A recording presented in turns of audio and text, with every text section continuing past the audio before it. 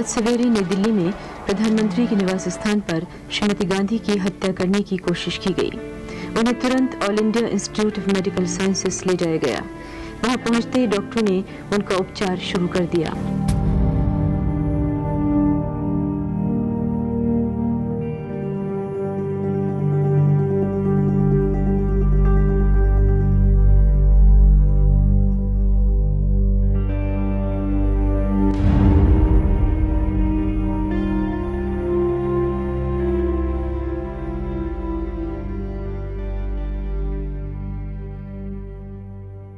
हिंसा, हत्या, गोलियां, खून, army, Bhindranwale, operation blue star, terrorism और हत्या और खून और टेररिज्म।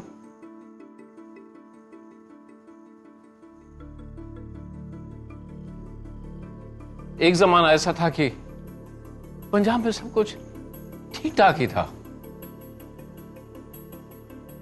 देश का सबसे अमीर राज्य था, सबसे डेवलप्ड स्टेट था। एक जमाना ऐसा था जब कहते थे कि पंजाब की खेतों में सोना उगलता है। और अगर ऐसा था तो क्यों पंजाब के नौजवानों ने हथियार उठाए? क्यों हिंदुस्तान से अलग पंजाब में एक देश की आवाज उठी, खालिस्तान की आवाज उठी?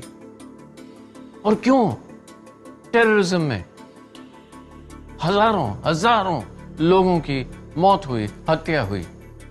सवाल ये उठता है कि क्या पंजाब में ये सब हिंसा को रोका जा सकता था? लेकिन उससे भी ज्यादा बड़ा अहम सवाल ये उठता है कि क्या इस टेररिज्म को, इस हिंसा को सरकार ने, राजनीति ने खुद न्योता दिया था? पंजाब के सबसे बुरे दौर की कहानी की शुरुआत होती है इंदिरा गांधी की हार से। 1977 के आम चुनाव में इंदिरा गांधी की कांग्रेस पार्टी को जबरदस्त हार मिली। पंजाब विधानसभा के चुनाव के बाद कांग्रेस को वहां भी सत्ता से हटना पड़ा। पंजाब में प्रकाश सिंह बादल के नेतृत्व में अकाली दल की सरकार बनी और तभी कांग्रेस पार्टी ने एक ऐसे शख्स का सहारा लिया जिसने 7 साल के भीतर पंजाब ही नहीं बल्कि पूरे देश में उथल पुथल मचा दी। नाम था जरनैल सिंह भिंडरावाले। ये कोई ज्यादा पढ़ा लिखा नहीं था, लेकिन दमदमी टकसाल का इसको हेड बनाया गया था।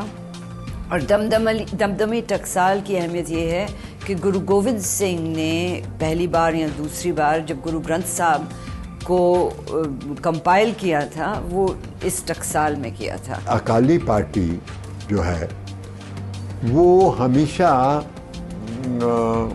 चाहे वो गुरुद्वारा इलेक्शन हो तो तब कांग्रेस को हाजिर देते, या कोई भी हो, सिखों की सीट तो नहीं जीतते थे, आम तौर पे कुछ जीतते थे। तो वो चाहते थे ये जो अकाली एक सिखों की फोर्स बन रही है, जो कि उनके हिसाब से कम्युनल फोर्स है, इसको डिफीट किया जाए। तो अब डिफीट करने का बदला उसने, संजय ने कहा कि इनके बीच का कोई आदमी निकालो जो अंदर जाके सबराज करेगा या कैप्चर करेगा। वो निकाला, लेकिन वो आदमी ऐसा निकला कि जो उसे कैप्चर तो कर लिया, वो अपने पर्पस के लिए करिए। जरनैल सिंह भिंडरावाले अमृतसर के प्रभावशाली दमदमी टकसाल का जत्थेदार था। राजनीति में उसके दखल के पीछे थे ज्ञानी ज़ैल सिंह और संजय गांधी। ज्ञानी ज़ैल सिंह उस समय पंजाब के एक बड़े नेता हुआ करते थे। ज़ैल सिंह ने इंदिरा गांधी के बेटे संजय गांधी को विश्वास में लिया और पंजाब में अकाली दल को पछाड़ने की अपनी योजना में भिंडरावाले को मोहरा बनाया। वरिष्ठ पत्रकार कुलदीप नैयर के मुताबिक भिंडरावाले का दिल्ली में बाकायदा इंटरव्यू हुआ था। इस बात का जिक्र नैयर ने अपनी किताब beyond the lines an autobiography में किया है।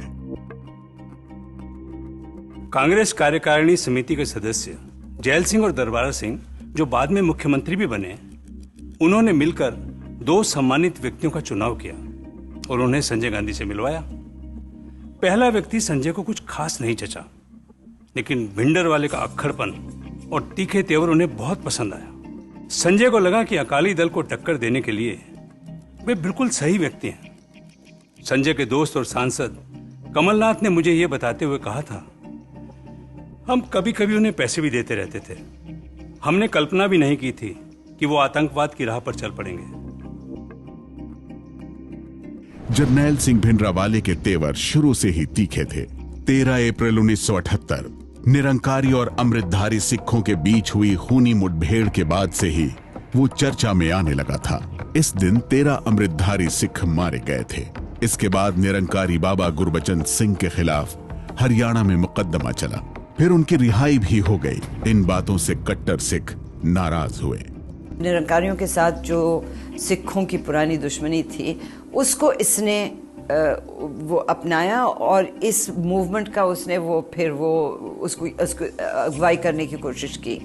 और जब भी इनकी झड़प होती थी, अमृतसर में हुई थी एक दिन, बैसाखी के एक दिन, ये साल नहीं मुझे याद है, और फिर जब पुलिस का एक्शन होता था तो पकड़ते थे भिंडरावाले के आदमियों को।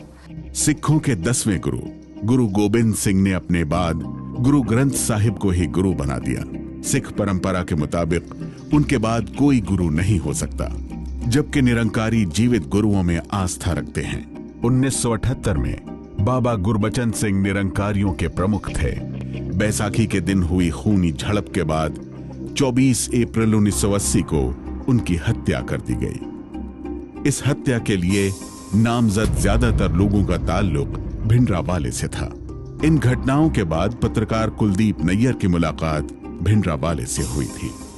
ये आपके पास इतने लोग बंदूकें और स्टेन गन लेकर क्यों रहते हैं? पुलिस वाले हथियार लेके क्यों घूमते हैं? पुलिस तो सरकार ने रखी है, वो सरकार के नुमाइंदे हैं। उन्होंने कहो साढ़े नाल टक्कर लेके तो वेखण। भिंडरावाले ने ठेठ पंजाबी में कहा कि कोई मुझसे टक्कर लेके तो देखे, उसे पता चल जाएगा कि सरकार किसकी है। उन्होंने पता लग जाओ सरकार की दिया। ये बात चल ही रही थी कि कांग्रेस के बड़े नेता और देश के रक्षा और विदेश मंत्री रह चुके स्वर्ण सिंह कमरे में आए। स्वर्ण सिंह जी, आप कुर्सी पर बैठिए। ओ जी, संता दे सामने मैं कुर्सी ते नहीं बैठ सकता, मैं इत्थे ही ठीक हाँ।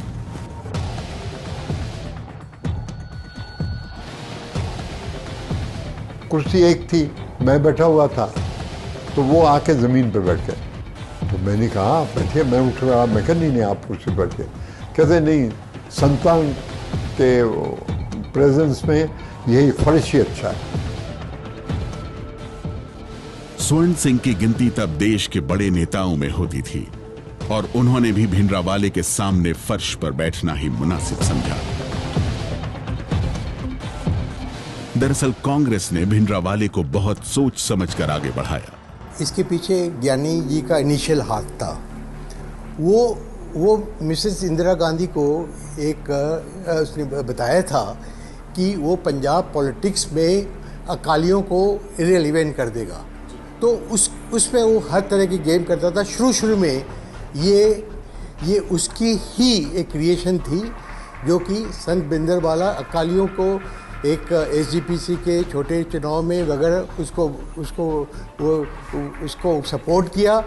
तो ये एक लेकिन ओवर ए पीरियड ऐसा समय है कि he became larger than life and larger than ज्ञानी हिमसेल्फ। बीबीसी से जुड़े पत्रकार सतीश जैकब और मार्क टली ने मिलकर Amritsar Mrs Gandhi's last battle नाम की किताब लिखी। इसमें कहा गया कि संजय गांधी और ज्ञानी जैल सिंह ने भिंडरावाले के प्रचार प्रसार के लिए नई पार्टी बनवा दी। 1980 के चुनाव में भिंडरावाले ने पंजाब की 3 लोकसभा सीटों पर कांग्रेस के उम्मीदवारों के समर्थन में चुनाव प्रचार भी किया। उसमें अमृतसर सीट भी शामिल थी। भिंडरावाले और कांग्रेस के बीच उस वक्त क्या रिश्ता था, इसके बारे में खुद इंदिरा गांधी ने बीबीसी के पैनोरामा कार्यक्रम में संकेत दिए थे। What kind of relationship Congress share with Bhindranwale? मैं किसी भिंडरावाले को नहीं जानती। हाँ, शायद वो चुनाव के दौरान हमारे किसी उम्मीदवार से मिलने आए थे, लेकिन मुझे उस उम्मीदवार का नाम याद नहीं। इंदिरा गांधी बीबीसी के कार्यक्रम में जिस चुनाव का जिक्र कर रही थी, वो था 1980 का। इंदिरा गांधी की इन चुनावों में जबरदस्त वापसी हुई। लोकसभा की 529 सीटों में से कांग्रेस को 351 सीटें मिली। ज्ञानी ज़ैल सिंह को प्रधानमंत्री इंदिरा गांधी ने देश का गृह मंत्री बनाया। पंजाब विधानसभा चुनाव में कांग्रेस ने अकाली दल को पछाड़ा।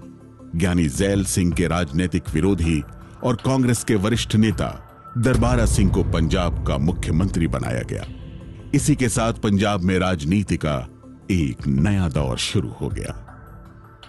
1980 में अकाली दल सत्ता से बाहर हो गया, इसलिए अकाली दल अपने पुराने एजेंडा पे चले गया। वो एजेंडा जो 1973 में आनंदपुर साहब रेजोल्यूशंस में तय हुआ था।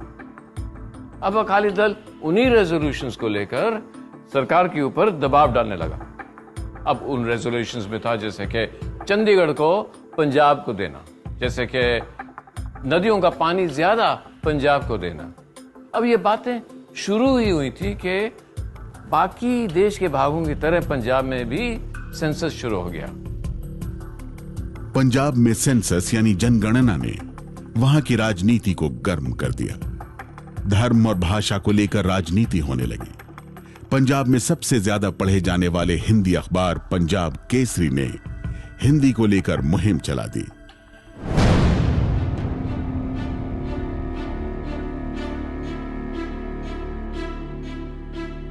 पंजाब में इन दिनों 1981 की जनगणना चल रही है। इसमें लोगों से उनकी मातृभाषा पूछी जा रही है। हिंदू अपनी मातृभाषा हिंदी बताएं, न कि पंजाबी। इन बातों से कट्टर सिख नाराज हुए। भिंडरावाले उन्हीं में से एक था। हिंदू साडे नाल धोखा कर रहे ने। पंजाब च रह के अपनी मां बोली हिंदी कहते ने, पंजाबी नहीं। लाला जगत नारायण एडिटर थे और लगातार अपने लेखों में वो अटैक कर रहे थे कि किस तरीके से पंजाब सरकार इसके खिलाफ कोई एक्शन नहीं ले रही है। और ये भिंडरावाले को वो मतलब उनकी आलोचना करते थे कि ये कानून अपने हाथ में ले रहे हैं और ये डेंजरस है और ये सरकार इनके लिए कुछ नहीं कर रही है। माहौल तनावपूर्ण होता जा रहा था। इसी बीच 9 सितंबर 1981 को एक बड़ी घटना हुई।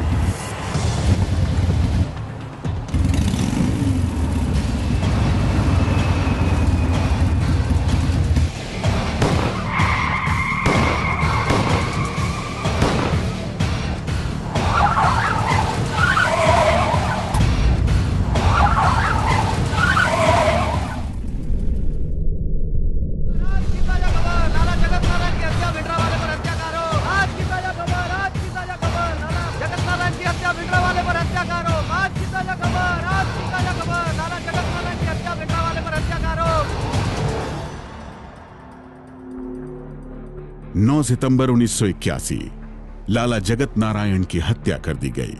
भिंडरावाले पर हत्या का आरोप लगा। हत्या के 4 दिन बाद पंजाब सरकार ने भिंडरावाले के खिलाफ गिरफ्तारी वारंट जारी किया। भिंडरावाले उस समय हरियाणा के चंडो कला में था। सतीश जैकब ने उन घटनाओं की रिपोर्टिंग की थी। गिरफ्तारी नहीं किया गया हरियाणा में, उनको वहां से जाने दिया गया और एक सरकारी गाड़ी में उनको बैठा के वहां से रवाना किया गया था। और जिस तरीके से दोनों सरकारें ने ये किया, और पंजाब में तो हमेशा कोई एक्शन नहीं लिया गया, बल्कि ऐसा लगता था कि जानबूझकर भिंडरावाले को एक ऐसी छवि दी जा रही है कि जिससे जनता के सामने ये मैसेज जाए कि ये बहुत ही पावरफुल आदमी है। तमाम उठापटक के बीच लाला जगत नारायण की हत्या के 6 दिन बाद 15 सितंबर 1981 को भिंडरावाले को अमृतसर के गुरुद्वारा गुरुदर्शन प्रकाश से गिरफ्तार किया गया। भिंडरावाले को गिरफ्तार तो कर लिया, लेकिन अब देखिए इस गिरफ्तारी के बाद क्या क्या राजनीतिक खेल खेले गए। इंदिरा गांधी के करीबी पुपुल जयकर के अनुसार इंदिरा गांधी के इशारों से, इंदिरा गांधी के हस्तक्षेप से भिंडरावाले को सीधा जमानत पर रिहा कर दिया गया। और इससे भी अजीबोगरीब बात, हिंदुस्तान के गृह मंत्री यानी जैल सिंह ने संसद में उस रिहाई की घोषणा की और साथ साथ यह भी कह दिया कि भिंडरावाले के खिलाफ कोई सबूत ही नहीं है।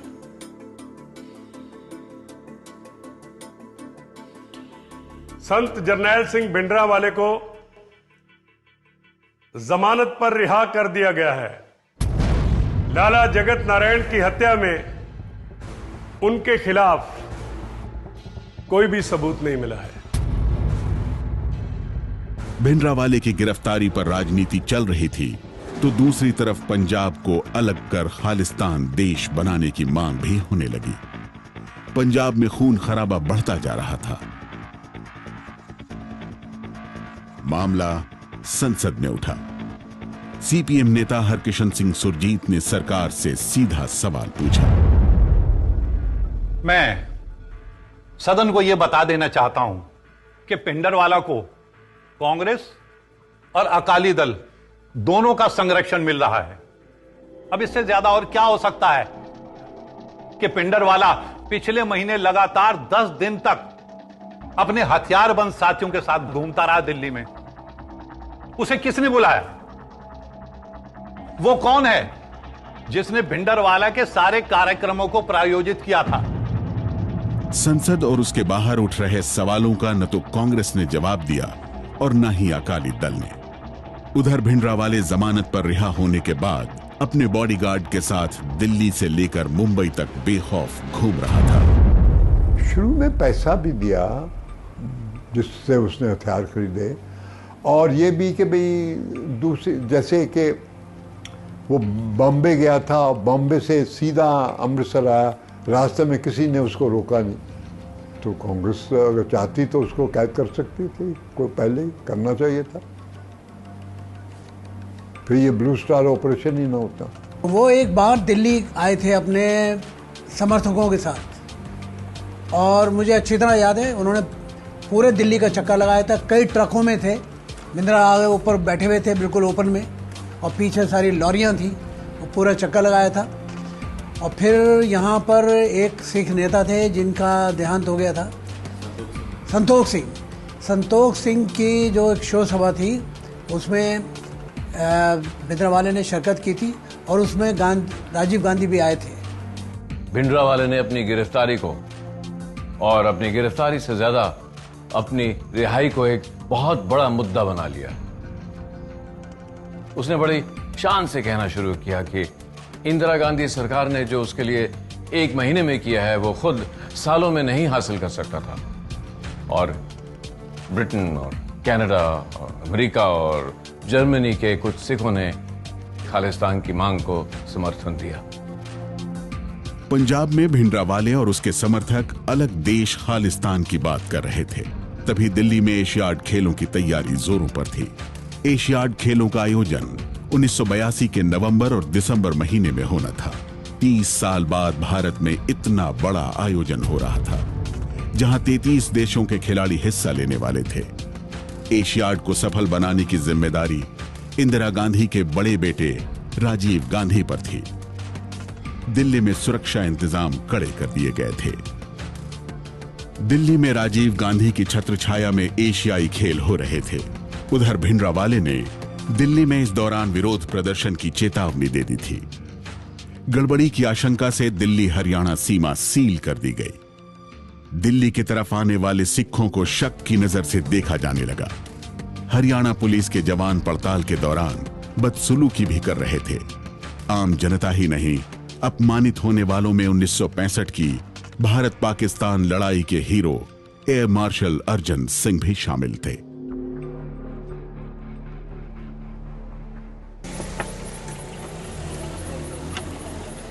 किधर जा रहे? दिल्ली जा रहा हूं। डिक्की खोलो, सारी गाड़ी की तलाशी लेनी है। ड्राइवर, एशियाड में होने वाली सिखों की रैली में भाग लेने तो नहीं जा रहे? देखिए, मैं air chief marshal Arjan Singh हूँ, एयरफोर्स से। जरूरी काम से दिल्ली जा रहा हूँ। प्रदर्शन से मेरा कोई लेना देना नहीं है। फिर भी ड्राइवर डिक्की खोलो। हवलदार देखो चेक करो।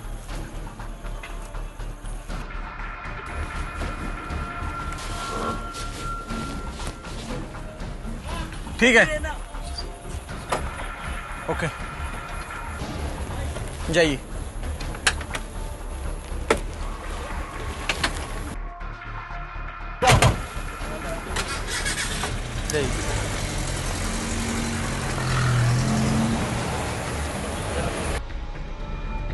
कुछ ऐसे ही अपमान से लेफ्टिनेंट जनरल जगजीत सिंह अरोड़ा को भी गुजरना पड़ा।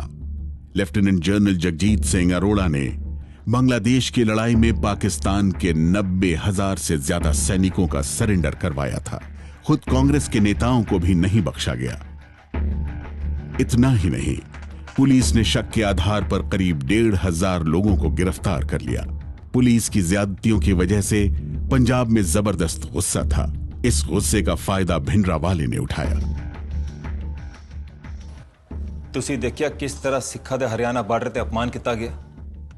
ਉਹਦੇ ਵਿੱਚ फौज के पुराने अफसर भी भिंडरावाले ने कहना शुरू किया कि सिखों को दूसरे दर्जे का नागरिक मानकर उनके साथ गंदा सलूक किया जा रहा है।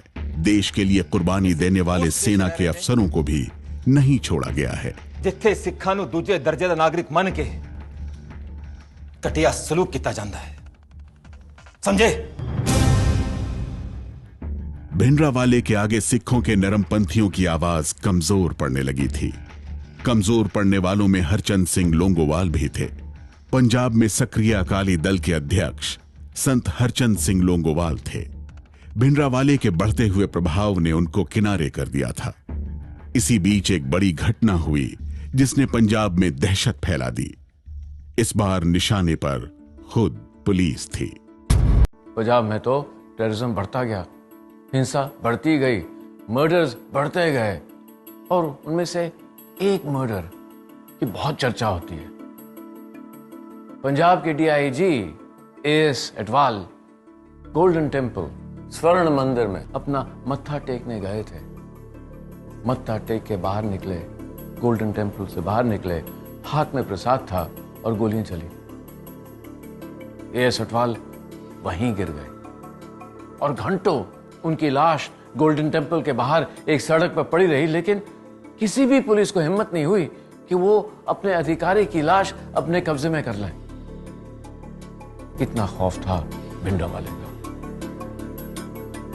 आखिर पंजाब के मुख्यमंत्री दरबारा सिंह ने खुद भिंडरावाले को गोल्डन टेम्पल स्वर्ण मंदिर में फोन किया। हम दरबारा सिंह जी से मिलने गए थे। अवतार सिंह जिसका आप जिक्र कर रहे हैं, जो पुलिस का बड़ा सीनियर अफसर था, उसका मर्डर जो हुआ था वो गुरुद्वारे गोल्डन टेम्पल की सीढ़ियों के ऊपर हुआ था और दिन में हुआ था। और जब वो लोग अंदर से आए थे जिनके पास बंदूकें थी, उन्होंने उसको गोली मारी और फिर वो अंदर चले गए थे गोल्डन टेम्पल में। और उसकी जो लाश थी वो बाहर पड़ी रही, कई घंटों तक लाश बाहर पड़ी रही और किसी की हिम्मत नहीं थी कि उसको, पुलिस वालों की, कि उसकी लाश को वहाँ से ले जाते। तो उसके बाद भिंडरावाले को टेलीफोन गया है। टेलीफोन दरअसल चीफ मिनिस्टर की तरफ से गया था।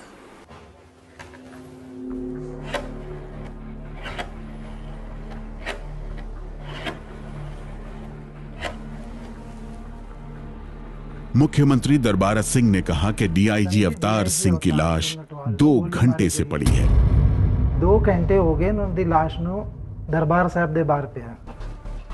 ऐसे की कर सकते हैं। जवाब में भिंडरावाले ने कहा तो मैं क्या करूं। दरबारा सिंह को भिंडरावाले से मिन्नत करनी पड़ी और कहना पड़ा कि अपने लोगों से कहें कि वो शव को ले जाने दें। कह दो अपने पुलिस वाले ने की लाश चक के ले जाओ। जी।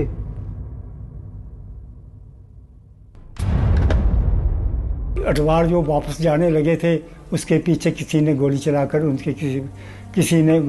उनको गोली चलाकर बाहर दरबार साहब से बाहर निकलने लगे, उसको सलाह कर दिया। और पुलिस इतनी डिमोरलाइज हो गई, उसकी लाश उठाने नहीं आया, मेरा घंटा 1.5 घंटा को उठाने नहीं आया। चाहिए थे वो। उसके बाद पुलिस इतनी डिमोरलाइज हो गई कि वो पुलिस वाले जो है भिंडरावाले से और उनके जो श्रद्धालु हैं, उनके जो हिटमैन हैं, उनसे डरने लगे थे। उसकी बगैर इजाज़त के वहाँ से लाश भी नहीं रिमूव हुई थी। जब हमने दरबारा सिंह से ये पूछा तो दरबारा सिंह ने हमसे कहा कि आप ये सवाल मुझसे क्यों कर रहे हैं, ये सवाल आप होम मिनिस्टर से करिए जो दिल्ली में बैठे, क्योंकि उन्होंने कहा कि लॉ एंड ऑर्डर जो है वो गृह मंत्री के हाथ में है। लेकिन हमने उनसे कहा था कि आप तो चीफ मिनिस्टर थे, तो चीफ मिनिस्टर के भी तो अपनी स्टेट के अंदर उसकी पावर होती है। तो उन्होंने उसका कोई डायरेक्ट जवाब नहीं दिया, लेकिन उन्होंने ये चीज़ बिल्कुल क्लियर कर दी थी कि जैल सिंह पॉलिटिक्स कर रहा है to undermine Congress party, and उन्होंने कहा कि वो मेरे को भी अंडरमाइन कर रहा है। दरअसल पंजाब के तत्कालीन मुख्यमंत्री दरबारा सिंह उन चुनिंदा लोगों में से थे जो भिंडरावाले के खिलाफ सख्त कदम उठाने की हिम्मत रखते थे। डीआईजी अवतार सिंह अटवाल की हत्या के बाद दरबारा सिंह ने इंदिरा गांधी को स्वर्ण मंदिर में पुलिस भेजने की सलाह दी। इंदिरा गांधी ने गृह मंत्री जैल सिंह से सलाह मांगी। जैल सिंह ने पुलिस भेजने की सलाह नहीं दी और भिंडरावाले के हौसले बुलंद हो गए।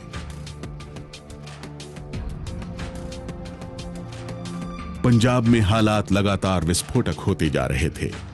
हालात को काबू में करने के लिए इंदिरा गांधी ने बड़ा राजनीतिक फैसला किया। फैसला था गृह मंत्री ज्ञानी जैल सिंह को राष्ट्रपति बनाने का। That I will faithfully execute the office of President of India. ज्ञानी जैल सिंह को, एक सिख को, हिंदुस्तान का राष्ट्रपति बनाया गया। हिंदुस्तान के तीनों सेनाओं का प्रमुख बनाया गया। सोचा कि शायद एक सिख को बनाएंगे तो पंजाब में उग्रवाद, पंजाब में टेररिज्म कम हो जाएगा, शायद खत्म ही हो जाएगा, लेकिन ऐसा नहीं हुआ। ज्ञानी जैल सिंह के राष्ट्रपति बनने के 1 महीने बाद ही पंजाब में संत हरचंद सिंह लोंगोवाल की अगुवाई में अकाली दल ने गिरफ्तारी और मोर्चा लगाने का अभियान शुरू कर दिया। 2 महीने में 30,000 गिरफ्तारियां हुई। सरकार चारों तरफ से घिरती जा रही थी। यह अहिंसक आंदोलन था जिसका मकसद आनंदपुर साहब रेजोल्यूशन को लागू करना था, लेकिन गिरफ्तारियां होती रहीं। इससे हालात और तनावपूर्ण हो गए।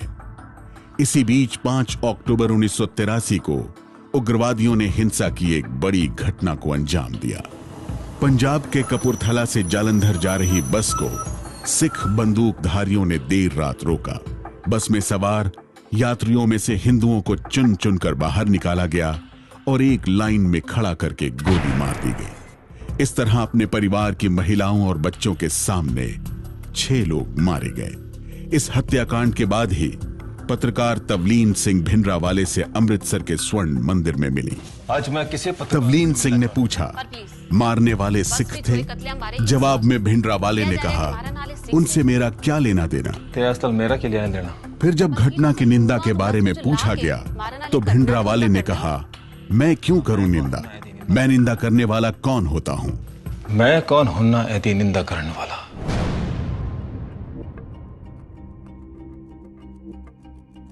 इस घटना के अगले ही दिन यानी 6 अक्टूबर को इंदिरा गांधी ने दरबारा सिंह सरकार को हटा दिया। पंजाब में राष्ट्रपति शासन लगा दिया गया। इसे इंदिरा गांधी की भारी गलती बताया गया। इससे भिंडरावाले के खिलाफ सख्त लाइन लेने वाले एक बड़े नेता से केंद्र का सीधा नाता टूट गया। दरबारा सिंह को हटाने से हालात बदले नहीं। 1 महीने बाद अमृतसर से चंडीगढ़ जा रही बस पर भी हमला हुआ। हिंदुओं की पहचान की गई और परिवार वालों के बीच गोली मार दी गई। पंजाब में रात में बसों के चलने पर रोक लगा दी गई। हत्या और लूटपाट की घटनाएं बढ़ती जा रही थीं। लेकिन इंदिरा गांधी भिंडरावाले के खिलाफ कोई सख्त कार्रवाई करने से क्यों हिचक रही थी? वो समस्या को शायद समझ नहीं सके और सिखों की भावनाओं को भी नहीं समझ सके। बात यह है कि जिस समय पंजाब के अंदर उग्रवाद बढ़ रहा था और उग्रवादी स्वर्ण मंदिर का जो एरिया है उसके अंदर जमा हो रहे थे, वहाँ घातक हथियार इकट्ठे किए जा रहे थे, उस समय जो कार्रवाई सरकार को करनी चाहिए थी उन्होंने नहीं की। उधर पंजाब में भिंडरावाले की ताकत बढ़ती जा रही थी और इधर दिल्ली में इंदिरा गांधी के सलाहकार उनसे कहते जा रहे थे कि वो भिंडरावाले पर सख्ती ना करें, और उधर भिंडरावाले और उनके समर्थक कलिश्निकोव और AK-47 जैसे खतरनाक हथियार गोल्डन टेम्पल स्वर्ण मंदिर में भेज रहे थे। खबर आ रही थी कि दूध के बर्तन और अनाज की बोरियों में गोलियां और हथियार स्वर्ण मंदिर पहुंचाए जा रहे थे। एक तरफ दिल्ली में असमंजस था, दूसरी तरफ भिंडरावाले ने एक बड़ा कदम उठाया। 15 दिसंबर 1983 को भिंडरावाले ने अपने हथियारबंद साथियों के साथ स्वर्ण मंदिर के अकाल तख्त पर कब्जा कर लिया था। अकाल तख्त का मतलब एक ऐसा सिंहासन था जो अनंत काल के लिए बना हो। इसे 16वीं सदी में बनाया गया था। दिल्ली में मुगल दरबार की गद्दी से 1 फुट ऊंचा अकाल तख्त बनाया गया था ताकि बताया जा सके कि ईश्वर की जगह बादशाहों से ऊपर होती है। यहीं से सिख धर्म से जुड़े हुक्मनामे जारी होते रहे हैं। इसलिए अकाल तख्त का धार्मिक महत्व तो है ही, साथ ही राजनीतिक महत्व भी है।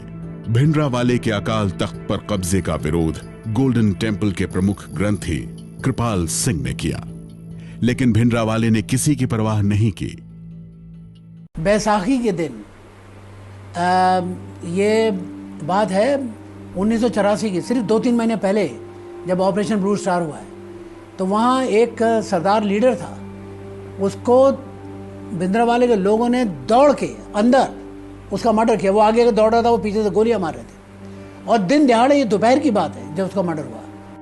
अकाल तख्त से ही भिंडरावाले ने इंदिरा गांधी को चेतावनी दी और दार्शनिक अंदाज में कहा कि हम तो माचिस की तीली की तरह हैं। ये लकड़ी से बनी है और ठंडी है, लेकिन आप उसे जलाएंगे तो लपटें निकलेंगी। पर असी माचिस की तीली वांगा लकड़ दिया ते ठंडी आ, पर जे तुसी उन्हें बालोगे ता लपटा निकलन गया।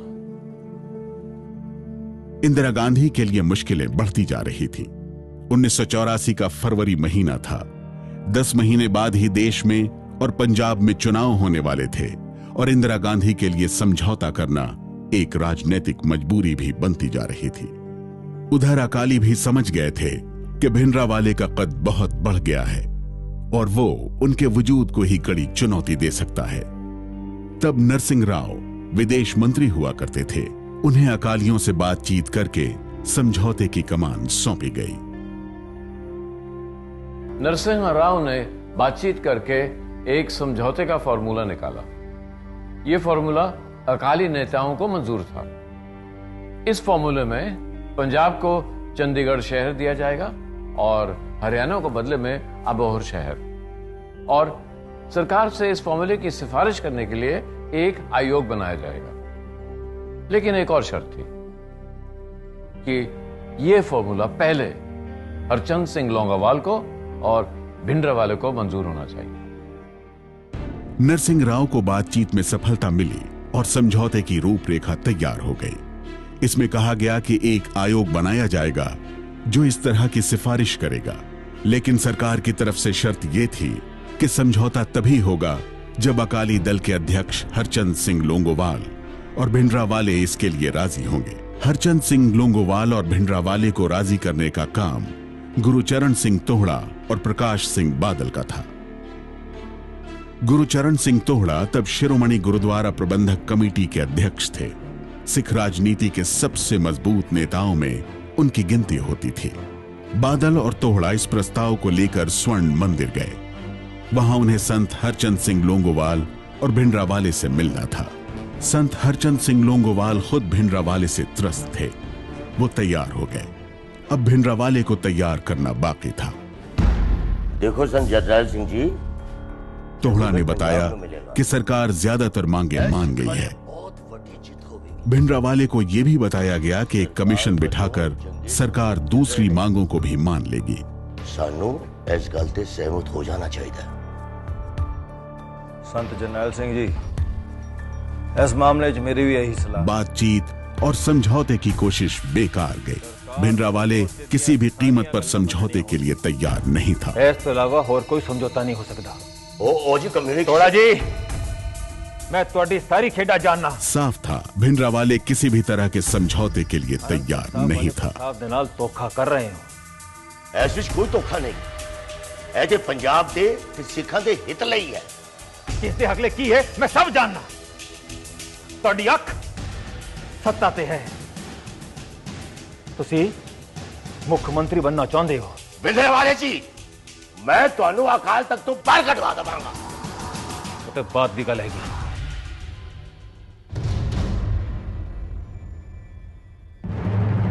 भिंडरावाले के अड़ियल रवैये ने रास्ते बंद कर दिए थे। इस घटना के एक हफ्ते बाद ही लोंगोवाल ने घोषणा कर दी कि 3 जून के बाद से गेहूं पंजाब के बाहर ले जाने नहीं दिया जाएगा। पंजाब में हिंदुओं और सिखों के बीच के बढ़ते तनाव का असर देश के दूसरे राज्यों में होने लगा था। 19 फरवरी 1984 को हरियाणा के पानीपत और जगाधरी में 9 सिखों को मार दिया गया। 3 गुरुद्वारे भी तोड़े गए। सतीश जैकब ने अपनी किताब में जिक्र किया है कि उस समय केंद्र सरकार ने दावा किया था कि उनके पास बड़े पैमाने पर हिंदुओं को मारने की खुफिया रिपोर्ट भी आने लगी। भिंडरावाले और उनके सहयोगी चाहते थे कि नरसंहार के बाद हिंदू पंजाब छोड़ने के लिए मजबूर हो जाएं और देश के अलग अलग भागों में बसे सिख पंजाब में शरण लेने चले आए। ये सीधे सीधे दिल्ली सरकार को चुनौती थी। अब इंदिरा गांधी को किसी फैसले पर पहुंचना ही था। उस वक्त वो कोई भी समझौता मानने को तैयार नहीं थे। भिंडरावाले के साथ मेरी 3 घंटे तक अकेले बातचीत हुई थी और बिल्कुल ऊपर हम लोग छत पे अकेले बैठे थे। तो मैंने उनसे कहा कि आप इतने बड़े देश की फौज से, इतनी बड़ी देश की ताकत से आप कैसे लोहा ले सकते हैं, तो आप कैसे लड़ेंगे? तो उन्होंने कहा कि आपको मालूम नहीं है कि हमने सारा स्कीम बना दी है। स्कीम ये थी उनकी कि सिर्फ 10 किलोमीटर दूर आप खेतों में से जाइए पीछे तो पाकिस्तान का बॉर्डर आ जाता है, उसका नाम है खालड़ा। और ये मुझे भिंडरावाले ने बताया कि काके यहाँ से सानू सिर्फ 45 मिनट लगेंगे, 80 ਆਪਾਂ ਟੁਕ ਜਾएंगे थे एक खेतों विच और खालड़ा उत्थे है, उत्थे जाके हमने जाके फिर गुरिल्ला वॉरफेयर शुरू कर देनी। तो मैंने पूछा आप पाकिस्तान में जाओगे? कहता हाँ। कहता वो उन्होंने सारी अंडरस्टैंडिंग है साढ़े नौ।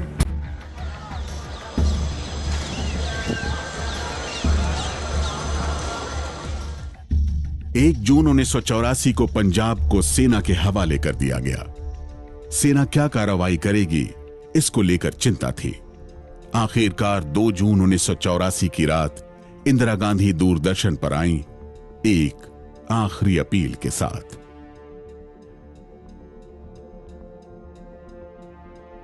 देशवासियों,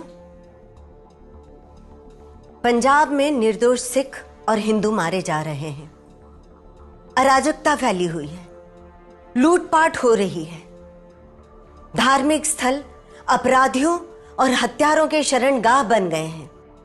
अगर अब भी किसी मुद्दे पर कोई गलतफहमी या संदेह है तो आइए हम बातचीत की मेज पर इसे हल करने की कोशिश करेंगे। इंदिरा गांधी ने आखिरकार स्वर्ण मंदिर में सेना भेजने का फैसला कर लिया।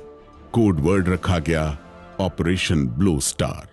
एक तरफ इंदिरा गांधी ने बातचीत का न्योता दिया और दूसरी तरफ अमृतसर की सारी फोन लाइंस कट कर दी गई। पंजाब के नेता चाहे वो चरमपंथी हो या नरमपंथी, वो बातचीत नहीं कर सकते थे। बहरहाल इंदिरा गांधी की अपील का असर होना नहीं था, हुआ भी नहीं। जब इंदिरा गांधी देश के नाम संदेश दे रही थीं, उसी दौरान मेजर जनरल कुलदीप सिंह बरार की अगुवाई में सेना की नवी डिवीजन स्वर्ण मंदिर की तरफ बढ़ रही थी। 3 जून को अमृतसर से पत्रकारों को बाहर कर दिया गया। पाकिस्तान से लगती सीमा को सील कर दिया गया। भिंडरावाले तब अकाल तख्त में ही था। जब दिल्ली में इंदिरा गांधी बड़े फैसले ले रही थी, तब भिंडरावाले पत्रकारों से बातचीत कर रहा था। फौज अंदर पहुंच चुकी है कि ਤੁਹਾਨੂੰ लगता है कि फौज दरबार साहब अंदर प्रवेश कर पाएगी? नहीं, मैनू नहीं लगता कि फौज इन्नी हिम्मत है। फौज भी इत्थे उसी तरह पई रहेगी जिस तरह बीएसएफ तो सीआरपी। वो तब भी समझ रहा था कि सेना कभी गोल्डन टेम्पल के अंदर दाखिल नहीं होगी, और अगर हुई तो जबरदस्त लड़ाई होगी। तो बचने लिए थानू सरेंडर करना ही पैना। जे फौज ने अंदर आने की हिम्मत की ते उन्हें सबक सिखावांगे। ते एहो जिहा सबक सिखाया जाएगा जिसने वो जिंदगी पर याद रखेगी। तो पता है एक शेर 1000 पेड़ों का शिकार करता है। भिंडरावाले के जवाबों से दो बातें तय थी। सेना के साथ मुकाबला करने के लिए वो तैयार था, यानी बहुत खून खराबा होने वाला था। जर्नलिस्ट भिंडरावाले से मिले थे, उनमें मैं भी था, और ये बात है कोई दोपहर की बात है। तो ये आखिरी प्रेस कॉन्फ्रेंस थी जो भिंडरावाले ने दी थी, और उसके शब्द मुझे याद है। उसने कहा था कि मुझे मालूम है कि अब आर्मी आ गई है, लेकिन मेरी यहाँ से लाश ही जाएगी, मुझे कोई गिरफ्तार नहीं कर सकता यहाँ से। एंड ही सेड कि I am going to fight. तो वो लास्ट था, हमें ये अंदाज़ा नहीं था कि एक्शन इतनी जल्दी शुरू हो जाएगा। उधर सेना ने घेराबंदी के बाद अंदर रह रहे लोगों को बाहर आने को कहा। ये अपील बार बार की गई। उस दिन ये वो 3 जून था, गुरु अर्जन देव जो सिखों के 5वें गुरु हैं, उनका शहीदी गुरपुरब था। उस दिन तो गोल्डन टेम्पल में रास्ता जो पिलग्रिम है वो मत्था टेकने के लिए, गुरपुरब मनाने के लिए बहुत आते हैं। तो बहुत दूसरे अकाली दल के जो वर्कर हैं वो गिरफ्तारी देने के लिए आए हुए थे। बहुत लोग थे अंदर। 5 जून को 7 बजे तक सिर्फ 129 लोग ही बाहर आए। उन्होंने बताया कि भिंडरावाले के लोग बाहर आने से रोक रहे हैं। 5 जून शाम 7 बजे सेना की कार्रवाई शुरू हुई। रात भर दोनों तरफ से गोलीबारी होती रही। 6 जून को सुबह 5:20 पर तय किया गया कि अकाल तख्त में छुपे आतंकवादियों को बाहर निकालने के लिए टैंक लगाने होंगे। ऑपरेशन ब्लू स्टार शुरू हो गया था। हिंदुस्तानी सेना भिंडरावाले और उनके साथियों को स्वर्ण मंदिर गोल्डन टेम्पल के अकाल तख्त से निकालने की कोशिश में लगी हुई थी। लेकिन उधर प्रधानमंत्री इंदिरा गांधी और राष्ट्रपति यानी ज़ैल सिंह के बीच एक बहुत तल्ख मुलाकात हो रही थी, क्योंकि इंदिरा गांधी ने ऑपरेशन ब्लू स्टार लॉन्च करने से पहले यानी ज़ैल सिंह की सलाह नहीं ली थी, उनको बताया तक नहीं था। और जब यानी ज़ैल सिंह को मालूम पड़ा तो वो बहुत खफा हुआ। इतने बड़े फैसले की जानकारी मुझे पहले दी जाती तो अच्छा होता। सेना को कहा गया था कि दरबार साहब को कोई नुकसान नहीं पहुंचना चाहिए। मुझे समझ नहीं आ रहा है कि हमारी खुफिया एजेंसी पिछले 2 महीनों से क्या कर रही थी, जबकि इतनी बड़ी तादाद में हथियार स्वर्ण मंदिर में ले जाए जा रहे थे।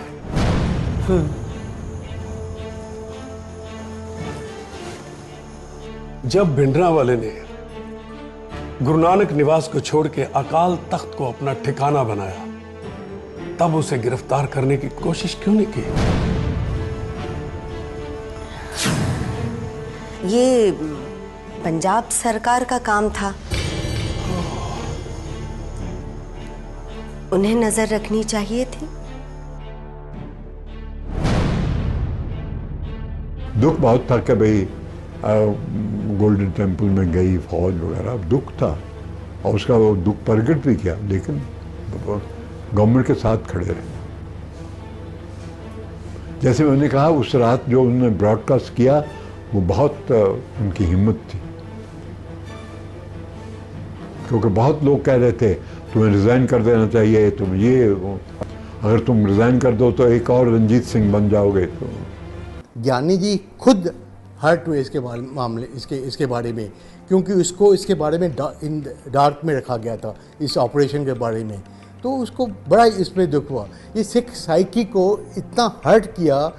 अब देखिए, आप पंजाब को और सिखों से डील करना चाहते हैं पॉलिटिक्स को, और इसमें वहाँ के लोगों की डोमिनेंट कम्युनिटी की आपको सेंसिटिविटीज़ का नहीं अंदाज, ये एक बहुत बड़ा ब्लंडर था इंदिरा गांधी का। मैं समझता हूँ कि it is one of the perhaps the darkest spot in Indian history, one of the darkest spots in the Indian history, कि इस तरह का ब्लू स्टार ऑपरेशन नहीं इनिशिएट करना, आर्मी ऑपरेशन तो इतना अवॉइड किया जा सकता। ऑपरेशन के दौरान बहुमूल्य किताबों और दस्तावेजों की लाइब्रेरी में आग लग गई। आतंकवादियों और पुलिस के बीच हुई फायरिंग में चली कई गोलियां हरमंदर साहब की ओर भी गई। अकाल तख्त को भी भारी नुकसान हुआ। हालांकि बाद में सरकार ने अकाल तख्त को दोबारा बनवाने की पेशकश की, लेकिन सिख समुदाय ने सरकार के इस प्रस्ताव को नहीं माना। उन्होंने खुद ही अकाल तख्त को दोबारा बनवाया। बहरहाल स्वर्ण मंदिर में 6 जून को सुबह से शाम तक गोलीबारी चलती रही। आखिरकार देर रात भिंडरावाले की लाश सेना को मिली और 7 जून की सुबह ऑपरेशन ब्लू स्टार खत्म हो गया। अगले 3 दिनों तक छुपे हुए उग्रवादियों को खोजने का काम चलता रहा। इसी दौरान 8 जून को राष्ट्रपति ज़ैल सिंह ने यहां का दौरा किया। जब वो मंदिर के अंदर ही थे, तभी उन्हें निशाना बनाकर आतंकवादियों ने गोली भी चलाई, जो उनकी सुरक्षा में लगे एक अधिकारी के कंधे पर लगी। लेफ्टिनेंट जनरल बरार के अनुसार ब्लू स्टार में कुल 83 सैनिक मारे गए, जिसमें 4 ऑफिसर शामिल थे। इसके अलावा 248 घायल हुए। मरने वाले आतंकवादियों और अन्य की संख्या 492 रही। हालांकि आज भी इस बात को लेकर बहस है कि आतंकवादियों के अलावा मरने वालों की संख्या काफी ज्यादा थी, जो या तो पुलिस और उग्रवादियों के बीच हुई फायरिंग में मारे गए या किन्हीं और कारणों से उनकी जान गई। परिसर से भारी पैमाने पर हथियार बरामद किए गए। इसमें एंटी टैंक रॉकेट लॉन्चर भी थे। आर्मी ने एक तो भी उनको सफिशिएंट टाइम दिया बाहर निकलने के लिए। बार बार जो अनाउंस या अगर करते ना, अनाउंसमेंट करते पब्लिक एड्रेस सेशन पर, लाउडस्पीकर पर करते भी आप बाहर निकलो। दूसरे कहते हैं भी वो कहीं डरते हुए निकले भी नहीं। तो बहुत से जो मैंने बताया भी एक गुरपुर था, एक अकाली दल के जो वर्कर थे वो सैकड़े हज़ारों के तादाद में गिरफ्तारी देने के लिए, जो एजिटेशन मोर्चा चल रहा था, देने के लिए आए हुए थे, वो सब मारे गए और बहुत इनोसेंट लोग मारे। ऑपरेशन ब्लू स्टार, इतना बड़ा फैसला, और इंदिरा गांधी ने देश के राष्ट्रपति को, देश के तीनों सेनाओं के सुप्रीम कमांडर को, ज्ञानी ज़ैल सिंह को ऑपरेशन ब्लू स्टार की भनक तक नहीं लगने दी। ज्ञानी ज़ैल सिंह ने अपनी आत्मकथा में लिखा है कि उन्होंने बार बार इंदिरा गांधी को यही सलाह दी कि पंजाब के टेररिज्म के मामले में, पंजाब के उग्रवाद के मामले में और खासतौर से भिंडरावाले के मामले में वो कोई भी भड़काऊ कदम ना उठाएं, लेकिन इंदिरा गांधी ने उनकी सलाह नहीं मानी। और फिर ज्ञानी ज़ैल सिंह ने साफ साफ कहा कि इंदिरा गांधी को उन पे भरोसा नहीं था। आखिर इंदिरा गांधी का उन ज़ैल सिंह पर से भरोसा क्यों उठा, जिन्हें खुद इंदिरा गांधी ने ही राष्ट्रपति बनाया था? इंदिरा गांधी के प्रधान सचिव रहे पीसी अलेक्जेंडर ने अपनी किताब माई ईयर्स विद इंदिरा गांधी में लिखा है कि इंदिरा गांधी पंजाब समस्या से जुड़ी तमाम बातें और यहां तक कि समझौते की गुप्त बातें तक ज्ञानी ज़ैल सिंह को बताती थी। लेकिन उन्हें इस तरह की खबरें मिली कि राष्ट्रपति भवन से कुछ लोग ये बातें लीक कर देते हैं। ऑपरेशन ब्लू स्टार के खत्म होने के बाद एक बड़ा फैसला केंद्र सरकार के अफसरों ने लिया। प्रधानमंत्री इंदिरा गांधी की सुरक्षा में लगे तमाम सिख गार्ड्स को हटाने का प्रस्ताव तैयार किया गया, जिसे प्रधानमंत्री के पास भेजा गया। कहिए, क्या बात है? मैडम, हम चाह रहे हैं कि आपकी सिक्योरिटी में लगे सिख गार्डों को हटा दिया जाए। क्यों? मैडम, आपकी जान को खतरा है। अलगाववादी भिंडरावाले की मौत का बदला लेने की सरेआम धमकियां मिल रही हैं। आपको क्या लगता है भारत एक धर्मनिरपेक्ष देश नहीं है?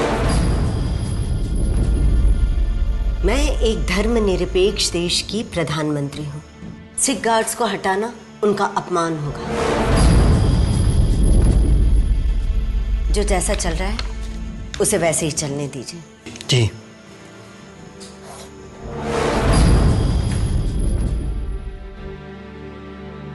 पुपुल जयकर के अनुसार इंदिरा गांधी ने सिख गार्ड हटाने से मना कर दिया, तो बीच का रास्ता निकाला गया।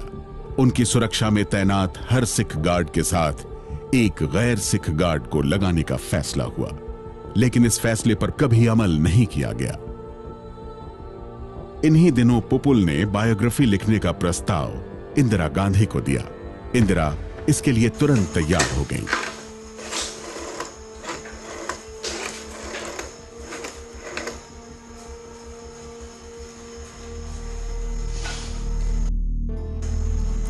अक्टूबर और 15 अक्टूबर की सुबह का टाइम पुपुल के लिए फिक्स कर दीजिए।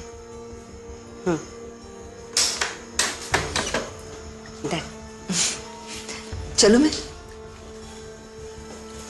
पुपुल,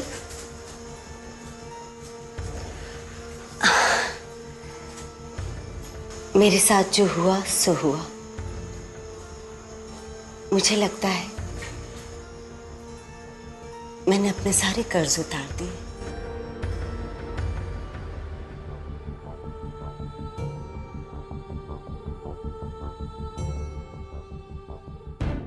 पुपुल, तुम कभी नवंबर के महीने में कश्मीर घाटी गई हो? जी हाँ, वहां गांधरबल जाकर चिनार के पेड़ों को देखना चाहिए।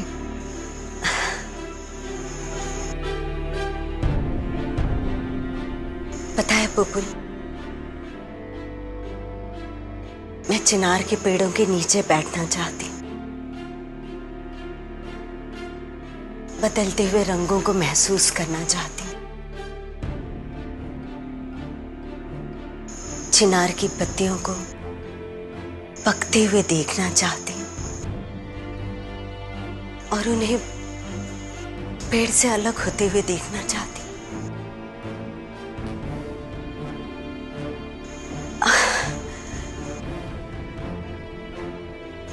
पुपुल, तुम्हें याद है वो बिजबिहारा का चिनार का पेड़? जी हाँ। मैंने सुना है उस पेड़ की मौत हो गई।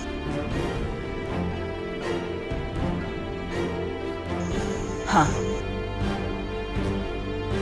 मैंने अपने बेटों से कहा है कि जब मैं मरूं ना तो मेरी राख को हिमालय पे बिखेर देना।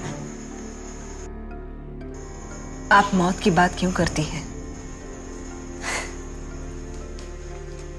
क्या मौत एक सच्चाई नहीं है?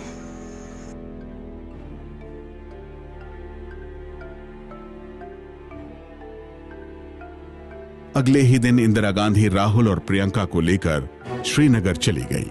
वहां से लौटी तो उड़ीसा के चुनावी दौरे पर उन्हें जाना पड़ा। वहीं 30 अक्टूबर को इंदिरा गांधी ने अपना ऐतिहासिक भाषण दिया। जब तक मुझे सांस है तब तक सेवा ही मिल जाएगी, और जब मेरी जान जाएगी तो मैं कह सकती हूँ कि एक एक खून का खतरा जितना मेरा है, वो एक एक खून एक भारत को जीवित करेगा, भारत को मजबूती देगा।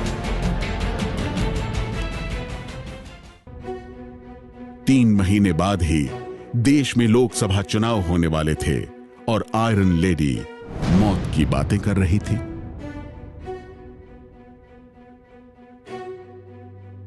आसपास के हालात देखकर क्या इंदिरा गांधी को यह एहसास हो रहा था कि उनका अंत एक बहुत हिंसा भरी दुर्घटना से होने वाला है? क्या इंदिरा गांधी को अपनी मौत की आहट सुनाई दे रही थी? उनके भाषण से, उनकी बातचीत से, उनके खतों से ऐसा ही कुछ लग रहा था। कहती थी, I am going to die a violent death। 31 अक्टूबर को ऐसा ही हुआ। इंदिरा गांधी के अपने ही बॉडीगार्ड ने, उनके अपने ही सिख बॉडीगार्ड्स ने उनको गोलियों से भर दिया। आज सवेरे नई दिल्ली में प्रधानमंत्री के निवास स्थान पर श्रीमती गांधी की हत्या करने की कोशिश की गई। उन्हें तुरंत all India institute of medical sciences ले जाया गया। वहां पहुंचते ही डॉक्टरों ने उनका उपचार शुरू कर दिया। क्या इंदिरा गांधी की मौत से पंजाब में उग्रवाद, पंजाब में टेररिज्म खत्म हो गया। ऑपरेशन ब्लू स्टार हुआ, भिंडरावाले को मार दिया गया, लेकिन पंजाब में टेररिज्म नहीं खत्म हुआ। पंजाब में उग्रवाद चलता रहा और बढ़ा। तो शायद बंदूक की नोक से, शायद हिंसा से शांति की उम्मीद करना ही बेईमानी है। ये बात तो तब भी सही थी और आज भी सही है।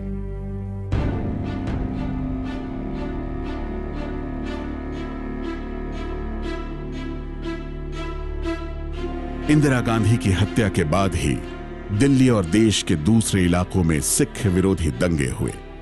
इसमें 2500 से ज्यादा सिख मारे गए। आनन फानन में राजीव गांधी को प्रधानमंत्री पद की शपथ दिलाई गई। आई राजीव गांधी। उन्होंने पंजाब समस्या के समाधान के लिए मॉडरेट नेता हरचंद सिंह लोंगोवाल से समझौता किया, लेकिन उग्रवादियों ने लोंगोवाल की हत्या कर अपने खतरनाक इरादे जाहिर कर दिए। पाकिस्तान की खुफिया एजेंसी ISI ने भी पंजाब में उग्रवादियों को हवा दी, हथियार दिए गए और अलग खालिस्तान की मांग करने वालों की मदद की। पंजाब में लगातार 10 साल से ज्यादा राष्ट्रपति शासन लगा रहा। उग्रवादियों के खिलाफ एक बड़ा अभियान चलाया गया। पंजाब के DGP KPS गिल को उग्रवादियों से सख्ती से निपटने के आदेश और आजादी दी गई। पंजाब में काफी हद तक उग्रवाद पर काबू पा लिया गया। 1996 में पंजाब में विधानसभा चुनाव हुए, जिनमें कांग्रेस की सरकार बनी, लेकिन आतंकवादियों ने मुख्यमंत्री बेअंत सिंह की चंडीगढ़ सचिवालय में हत्या कर दी। ऑपरेशन ब्लू स्टार 1984 में हुआ, लेकिन पंजाब की इस समस्या का पूरी तरह से हल 1 दशक बाद हुआ। उस दशक में पंजाब ने जो खोया, उस हिंसा के दौर में पंजाब ने जो खोया, उसकी भरपाई कैसे होगी और कौन करेगा?